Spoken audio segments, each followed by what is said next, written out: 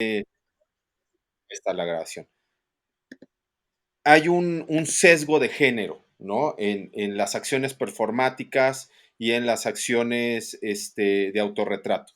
Aquí me recuerda un poco, les mostré que me invitaron ahí a una exhibición sobre procesos análogos, ¿no? Ahí en el Centro Queretano de la Imagen.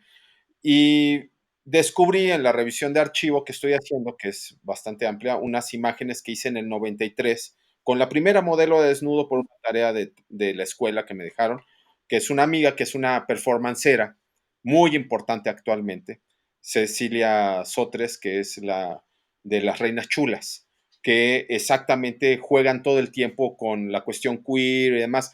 Obvio, para mostrar las imágenes tenía que pedirle permiso, ¿no? Porque me acuerdo, y voy a poner la postura de el estudiante de foto en el 93 de todo, ¿no? Y su primera modelo de desnudo de esta chica también hace varios años atrás, ¿no? Somos de la generación. Y claro, uno dice, no, pues fotografía, algo muy delicado, no sé qué, y Cecilia decía, no, y abría las piernas y decía, aquí está mi sexo, velo, de frente, ¿no? Y la mirada era desafiando a la cámara. Y así son las imágenes, ¿no? Y entonces ahí lo que me interesó fue la modelo se impuso a la cámara en ese momento. Ella estaba haciendo la acción performática y ella decía, quiero que veas esto, ¿no? Eh, Esas imágenes, te digo, las encontré revisando estas cajas y cajas que estoy revisando ahora, y fue interesante e intenté escribir un texto que siempre me ayuda Mónica sobre no solamente la corporalidad, sino también la mirada y el posicionamiento, ¿no? De la modelo ante la imagen, ¿no?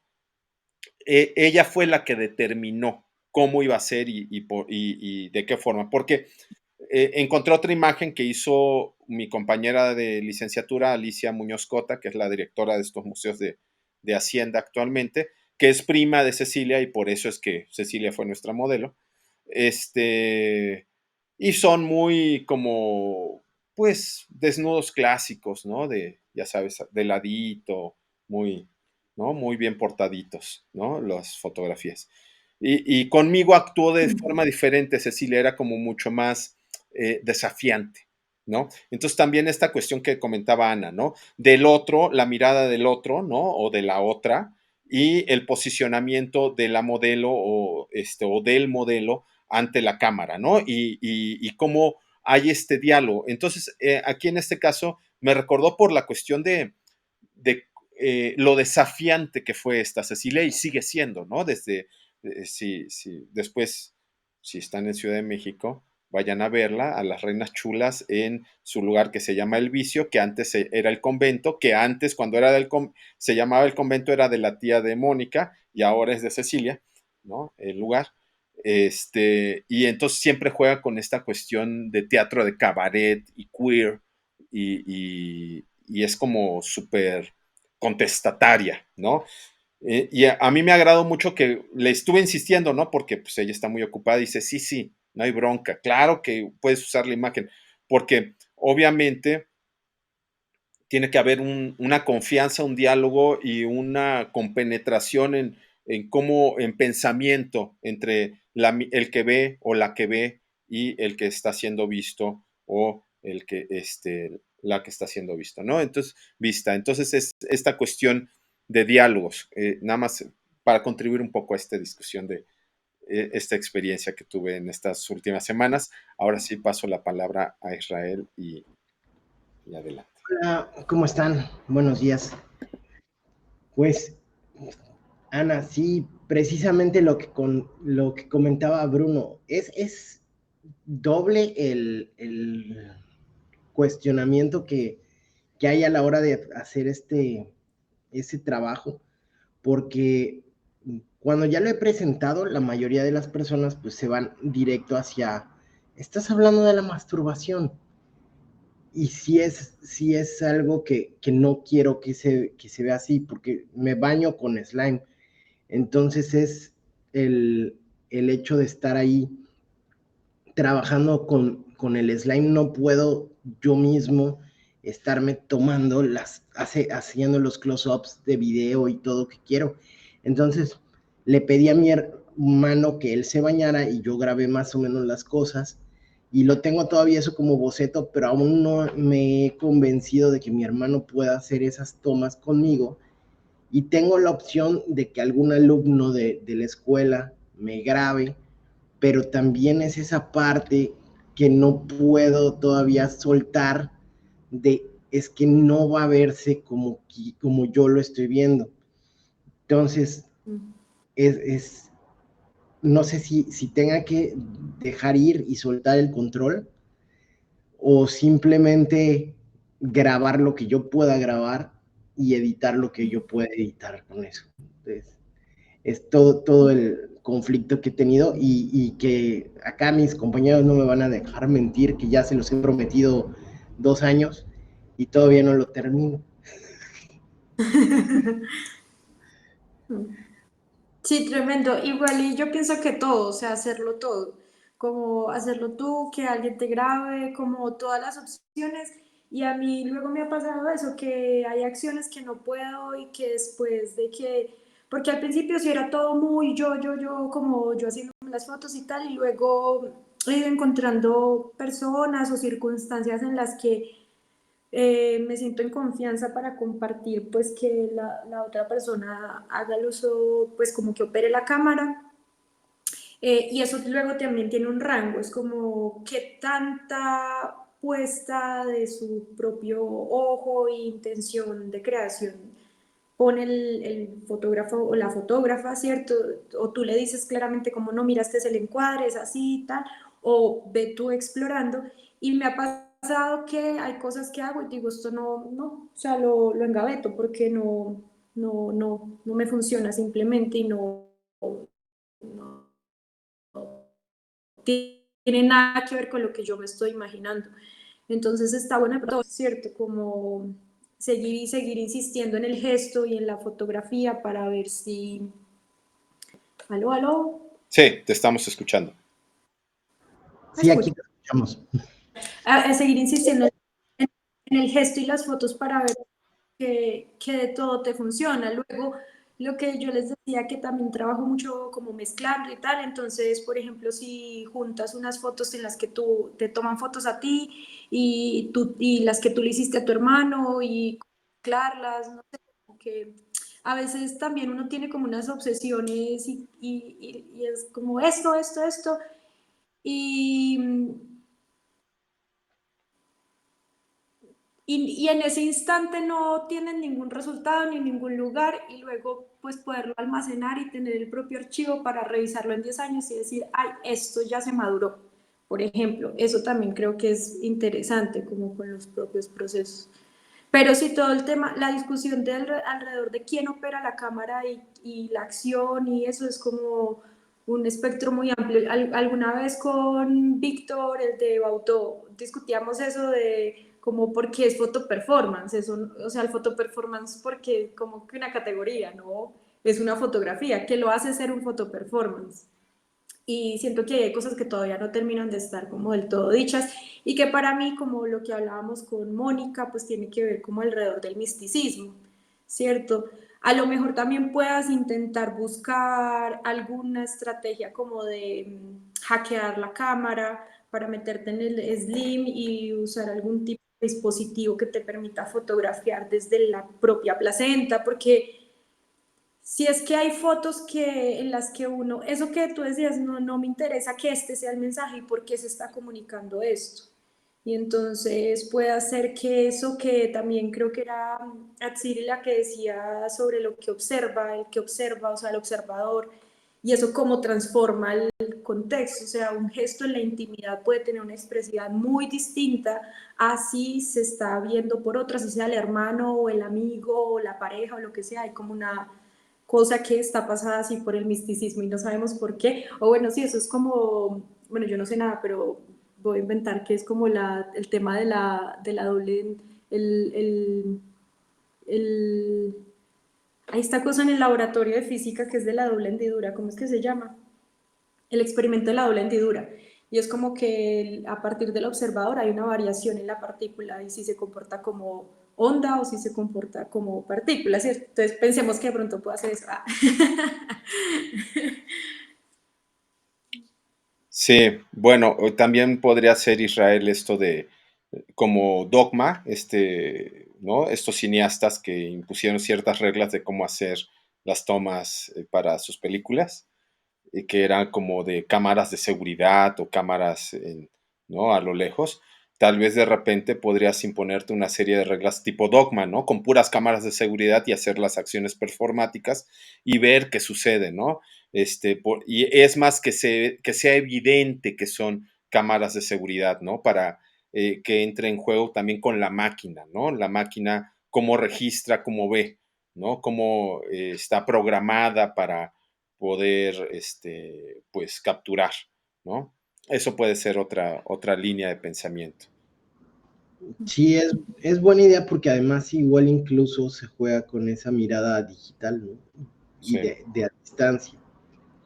Otro punto que me gusta mucho del trabajo de Ana es toda la exploración del archivo y el juego, ¿no? Sobre todo el juego, que aquí también lo veo mucho con Emma. Emma es un poco más solemne, pero sí hay como el juego me encanta, que es esto de pues relajarse y disfrutar, ¿no? De esos procesos. Este, Ahí está Israel, que gracias. Yo, por ejemplo, siempre estoy como explorando el archivo. Ahora, les digo, ayer descubrí una carta que estamos discutiendo entre Mónica y yo si la damos ya de una vez la intervengo o no, que es una carta que escribió mi madre para ella misma sobre un aborto que tuvo, ¿no? Se llama Carta a un hijo que nunca nacerá, una cosa así, ¿no? Y entonces habla de toda su situación con su pareja, conmigo de chico y demás, pero es para ella misma y la tenía oculta por ahí y en esta búsqueda de archivos la encontré, ¿no? Y entonces también esta relectura o enfrentamiento, ¿no? Con los pensamientos, ¿no? Con la palabra escrita que quedó ahí oculta durante décadas, ¿no? Este es del 89. Entonces, también eso me gusta como, yo también soy como más solemne, me gusta la irreverencia y el juego que hace Ana. No sé si quieres comentarnos un poco de eso. Bueno, digamos que yo siento que para mí el juego es lo que les decía, como que es un estar del cuerpo que te conecta con el hálito de vida, ¿cierto? Como con el despliegue de la vida. Y me parece que es muy fuerte porque justo como en este sistema capitalista, que era algo que les comentaba, pues hay una captación del deseo, ¿cierto? La posibilidad de sentir placer, deseo, gusto, eh, está totalmente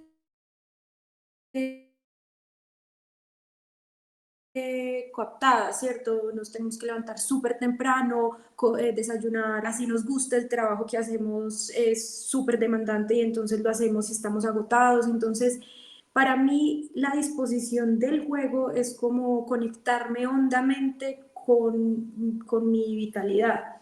Y luego también como que reivindicar el juego como una acción de un adulto, no como una cosa que solo es exclusiva del niño.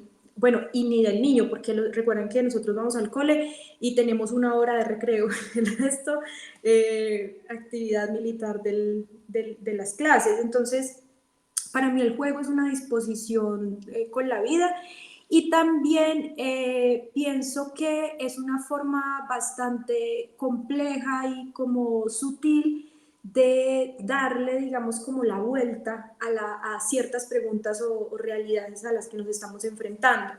Entonces, por ejemplo, en mi caso, que trabajo como con temas de género o temas digamos, como que tienen un componente de reflexión política fuerte, eso puede volver rígidos los proyectos y puede volverte, además nosotros creo que asistimos a un momento en el que hay bastante tensión alrededor de qué es lo correcto y lo incorrecto, de otra manera.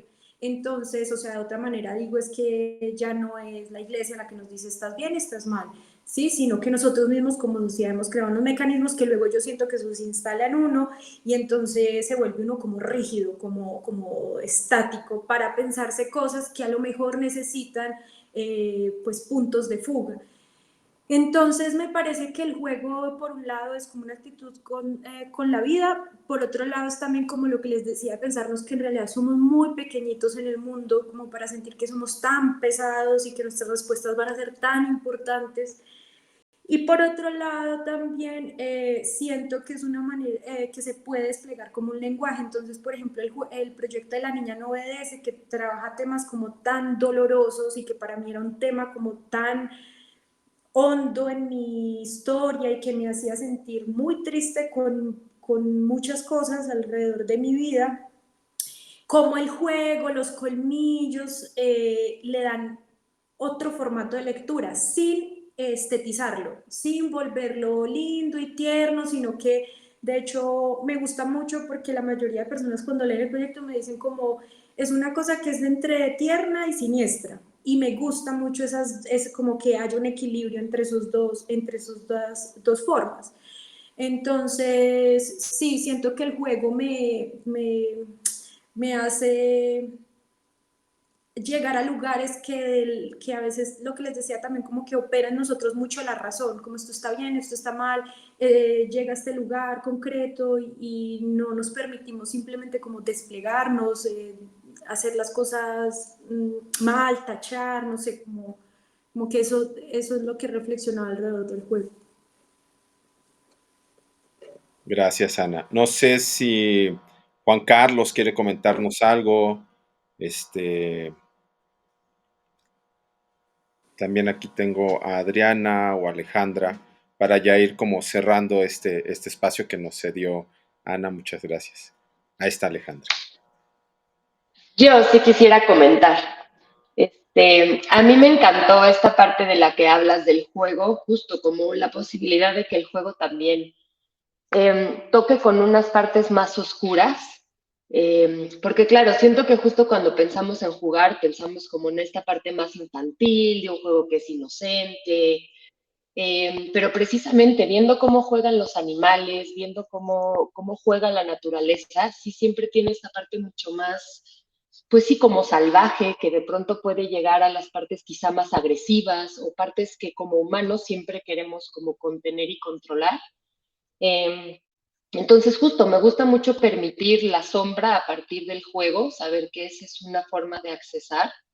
Y también ahorita que hablábamos de los niños y de cómo, bueno, que hablabas de esta capacidad de ser tiernos y siniestros, también siento que justo, o bueno, estaba reflexionando cómo también pensamos que el niño es inocente, ¿no? Que si es niño es porque es puro y todo está perfecto, pero también siento que las niñeces tienen como estas partes que también pueden ser justo más siniestras, más de sombra, o sea, como, pues sí, más naturales. La naturaleza tiene una parte siempre que es dura, que de alguna manera se me hace que puede llegar a ser cruel, o sea, como que hay un algo, y no por ello ser malo, nada más, es como estas partes mucho más complejas y completas. Entonces, bueno, como el aterrizar que a través del juego se pueden llegar a estas partes, me encanta. Te agradezco mucho todo tu proceso y todo tu trabajo, me pareció precioso, formidable y profundo. Así que gracias. Gracias. Súper, Alejandra, gracias. Lisette, ¿quieres comentarnos algo? A ver si está por ahí. Sí, pues también muchísimas gracias, me encantó y sobre todo como que siento que me sirvió mucho como el ver tu proceso, porque de pronto me pasa que estoy como mencionaban así, de que no tengo organizadas mis cosas, entonces de repente me acuerdo así de, esto me podría servir y encontrar mis archivos luego es un caos. Igual, esa parte del juego me gustó muchísimo, me llegó mucho porque por ahí tengo como un proyecto que he querido hacer de intervención de archivo que no logro darle forma, que siento que de repente como que me lleno de ideas, pero no logro como concretar una manera de trabajarlo y creo que va muy por ahí, como tal vez conectar un poquito más igual con el inconsciente. Y pues nada, o sea, todo lo que nos compartiste, muchísimas gracias y está genial todo tu trabajo. Ay, muchas gracias. Qué genial. Me encanta mucho que, bueno, pese a las fallas técnicas, pero ya luego les pasaré toda la información y luego también recordarles que si necesitan, digamos, como contactar conmigo, escribirme o cualquier cosa, estoy súper disponible. Me interesa mucho, mucho como también el trabajo en redes y como que sí, bueno, poder uno también como ofrendar lo que uno ha transitado, ¿cierto? Porque no es como que alguien sabe más que el otro, sino más bien que hay muchos saberes ahí circulando y que cuando tienes la posibilidad como de compartirlos, pues, eh, sí, es como más potente, pienso yo. Entonces, también como lo que necesiten o preguntas o interrogantes. Por ejemplo, el tema de la sistematización, que lo hice así como súper rápido, pero si alguien tiene preguntas como sobre eso, bueno, estoy como muy disponible. Porque en realidad sí es una cosa mucho más mecánica, pues, sí, más técnica. Allá Adriana quiere comentar algo. Hola, pero yo Hola.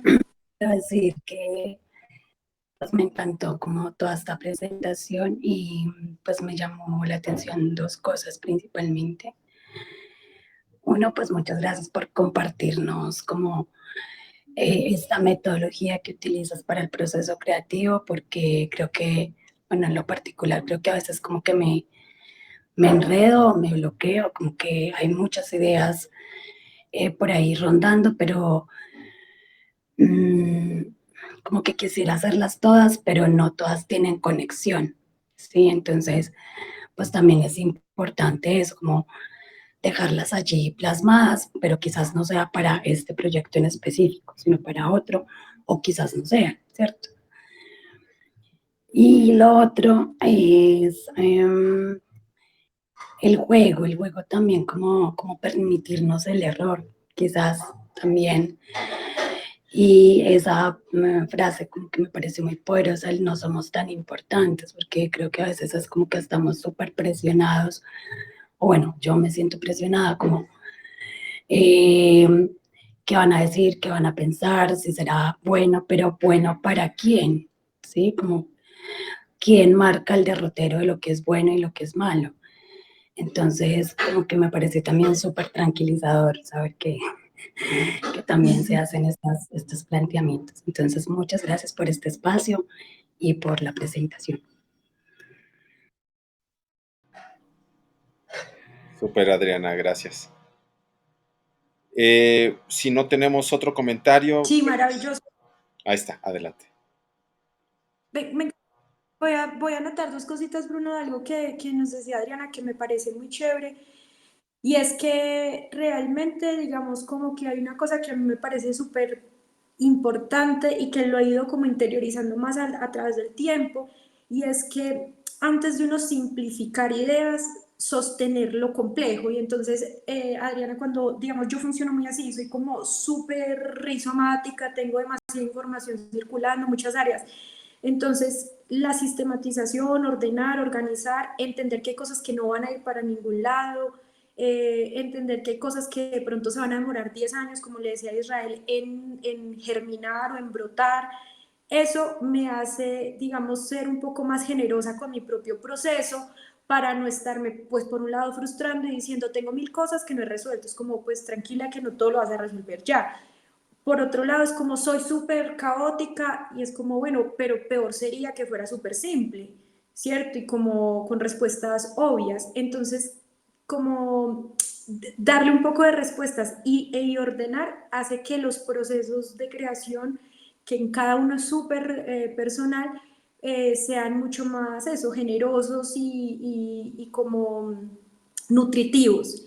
Y luego, sí, uno con algo que decías del juego y de no ser tan importantes y ser importantes para quién, con el hecho también de pensar que muchas veces las respuestas están alrededor de quién me muestra, si entré o no al concurso, y luego yo pienso que, por ejemplo, Instagram o juntarnos con la gente del barrio son también formas de socializar y de compartir y de nutrir, que no son lo institucional, que nos hacen pensar que eso es lo que es realmente importante. Entonces, muy lindo eso que dices, porque pues yo creo que en la medida en que uno más y más y más hace y de pronto accede a ciertos circuitos o procesos, más entra en esa mentira de creer que hay lugares que sí valen la pena y otros que no valen la pena, y eso no es cierto. Sí. Listo, gracias, Ana. Bien, pues agradecerle a Ana María por todo su tiempo y generosidad con su trabajo. Siempre es rico como reaprender y poder escucharte, ¿no? En todo tus exploraciones. También creo que es un punto muy importante que dices de que no hay lugares importantes, sino más bien uno construye los lugares, ¿no? Y uno es el que tiene que ir haciendo estas redes de diálogos, ¿no? Yo obviamente les pasaré tu contacto aquí a todas las compañeras y compañeros para que pues también puedan crear estos otros niveles y otras capas, más bien, más que niveles, otras capas de diálogos y de intercambios, ¿no? Y nada, pues si no hay más preguntas de las compañeras, de los compañeros, pues cerramos por el día de hoy. Voy a dejar de grabar. Un segundo.